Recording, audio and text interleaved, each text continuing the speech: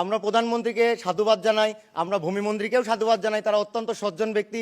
কিন্তু আমাদের প্রশ্ন হচ্ছে যে এই সিস্টেমটা যারা চালাচ্ছে বা এই সিস্টেমের পিছনে যে মানুষগুলো আছে, আপনি কি তাদেরকে আদৌ কি তাদেরকে শতবান বানাইতে পেরেছেন? প্রশ্ন রয়ে গেল, অবশ্যই আপনি উত্তর দিয়ে যাবেন। মাননীয় স্পিকার, প্রথম আলোর একটি প্রতিবেদন, ভূমি মন্ত্রণালয়ে ড্রোন কেনার জন্য, মাত্র 2টি ড্রোন কেনার জন্য 6 কোটি টাকার প্রকল্প পাস। মাননীয় স্পিকার, আমাদের কাছে আমরা 4টি ওয়েবসাইট ঘেটেছি। বিশ্বের মধ্যে যে 4টি ড্রোন উৎপাদনকারী বড় বড় 4টি প্রতিষ্ঠান, সেটা হচ্ছে সুইজারল্যান্ড ভিত্তিক উইনমেক্স ড্রোন 1, যেটার বর্তমান বাজার মূল্য মাননীয় স্পিকার 21,100 মার্কিন ডলার, যেটাকে বাংলা টাকায় কনভার্ট করলে হয় 17,93,000 মাত্র 500 টাকা, অর্থাৎ 18 লক্ষ টাকা।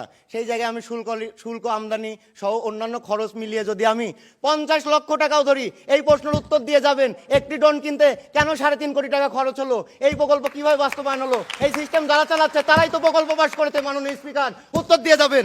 মাননীয় স্পিকার, যুক্তরাষ্ট্র ভিত্তিক আরেকটি ড্রোন আছে সর্বাধুনিক প্রযুক্তি সম্বলিত, যেটা দিয়ে লাইডার প্রযুক্তি সম্বলিত ড্রোন, যেটা দিয়ে জিপিএস ট্র্যাকিং ম্যাপিং সবকিছু করা হচ্ছে। সেই ড্রোনটা কেনার মধ্যে বাংলাদেশের টাকায় খরচ পড়ে মাত্র 11,90,000 টাকা। তাহলে আমার প্রশ্ন হচ্ছে, মাত্র 2টি ড্রোন কিনতে কেন 7 কোটি টাকা 7,55,00,000 টাকা কেন খরচ হবে? এই প্রশ্নের উত্তর না দিয়ে গেলে আমি যেতে দেবো না। মাননীয় স্পিকার, আজকে যে শস্যের মধ্যে ভূত তাড়ানোর কথা বলছেন, এখন আমরা দেখছি যে প্রত্যেকটা সরিষাই একে একে ভূত। যদি এমন বিধান থাকতো, ভূমি অফিসের আমাদের কর্মকর্তাদের হাতে পবিত্র ধর্মগ্রন্থ ছুঁয়ে প্রতিজ্ঞা করাতে পারতাম আমরা দুর্নীতি করবো না, তাহলে এটা ভালো হতো। মাননীয় স্পিকার, মোটা দাগে কিছু কথা বলে যায়। এই যে পাহাড়ি বাঙালিদের যে একটা দ্বন্দ্ব আছে পার্বত্য 3 জেলায়, এটা কিন্তু আপনার ডিজিটাল ভূমি ব্যবস্থাপনায় এটা সম্পূর্ণভাবে মীমাংসা করতে পারছে না। কেন? ওখানে স্থানীয় সরকারের সম্পৃক্ততা দরকার, ওখানে বিজিবির সম্পৃক্ততা দরকার। একটা মীমাংসার মাধ্যমে মূলত এগুলো নিষ্পত্তি করা হয়, যেটা আপনার ডিজিটাল ভূমি ব্যবস্থাপনা তাদের দুর্ভোগ বাড়াবে। মিসকেসের বিষয়টা বলি, যখন কোনো দলিল, আপনারা ইলেকট্রনিক্স রেকর্ডের কথা বলছেন, যখন একটা মিসকেস করব, আমার জমি অন্য কারণে ভুল রেকর্ড হবে, তখন আমি তাদের কাছে যদি যাই, এটা স্বয়ংক্রিয়ভাবেই আবেদন করার পর হওয়ার কথা। কিন্তু টিআইবি রিপোর্ট বলছে, টিআইবি রিপোর্ট আমাদেরকে বলছে যে ক্ষেত্র বিশেষে 5,000 থেকে 25,000 টাকা পর্যন্ত ঘুষ নেওয়া হয়। এইগুলো কারা নিচ্ছে? আপনার ডিজিটাল ব্যবস্থাপনার বেড়াজালে ফেলেই তো আপনি ঘুষটা নিচ্ছেন। আরেকটি কথা, কোটি মানুষ মাননীয় স্পিকার বাস্তুহীন হবে। 1984 সালের ভূমি শাসন অধ্যাদেশ আইন অনুযায়ী এরশাদ সরকারের সময় করা, বাসস্থাহীন মানুষ যারা গরিব মানুষ, খেটে খাওয়া মানুষ, যাদের থাকার ঘর নেই, তারা খাস জমিতে বসবাস করবে। মাননীয় স্পিকার, এই ডিজিটাল ভূমি ব্যবস্থাপনা যদি বাস্তবায়ন হয়, এই যে কোটি মানুষ বাসস্থাহীন হবে, তাদের মাথার উপর কোনো শিলদার থাকবেন না।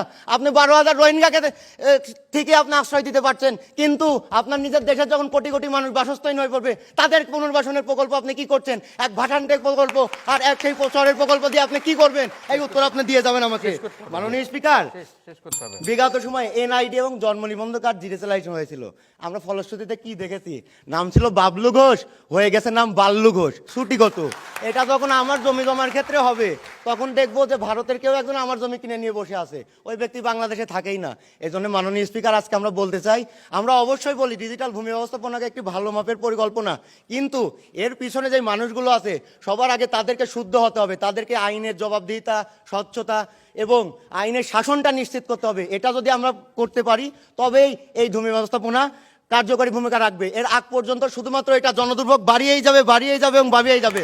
সর্বশেষ 10 সেকেন্ড সময় চেয়ে নেব মাননীয় স্পিকার, এই বলে শেষ করছি যে সাধারণ মানুষের টাকায় আমাদের দেশ চলে, সাধারণ মানুষের টাকায় আমরা বেঁচে আছি, আমরা কোট প্যান্ট পরে আছি, আমরা তাদের কথা বলি। আমরা গাহি তাহাদের গান, যাহাদের ব্যথিত বুকে পা ফেলে আসে নব উত্থান। ধন্যবাদ মাননীয় স্পিকার, ধন্যবাদ সবাইকে।